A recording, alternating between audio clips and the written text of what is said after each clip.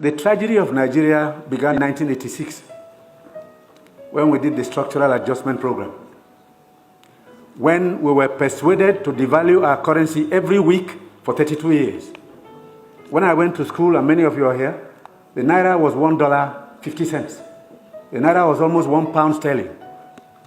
They came here, persuaded some brilliant men from Harvard and the World Bank that weekly devaluation was wonderful.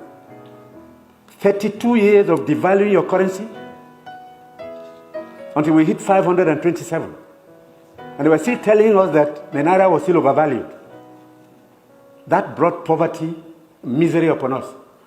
Then interest rates went to 30%. So nobody could build a factory, start a farm, produce anything, or create jobs. Because every time you bring in a shipload of rice, you also bring in a shipload of unemployment. Because you are transferring your wealth to sustain other economies. Somehow, Nigerians didn't notice it.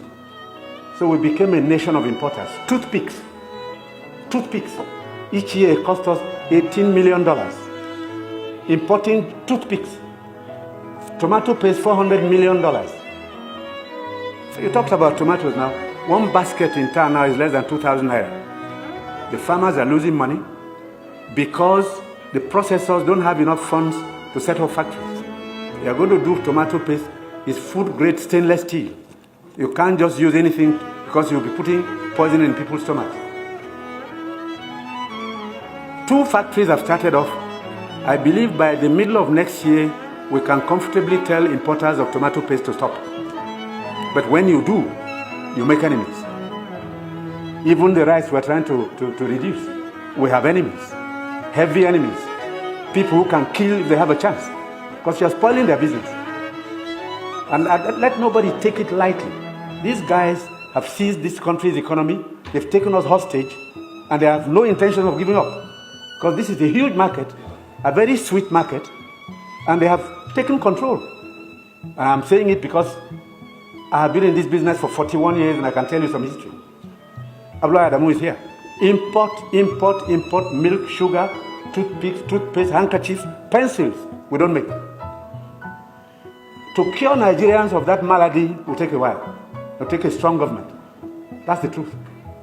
And they are not happy that we're cutting down. When we cut down, they lose money there.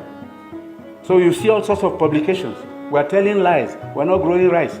We're trying to demoralize the local farmers and make sure that the economy fails. That's the story of imports. Now, I read a story recently in the newspapers. The French ambassador, the champagne ambassador in Nigeria, gave an article to The Guardian. He said Nigerians love life.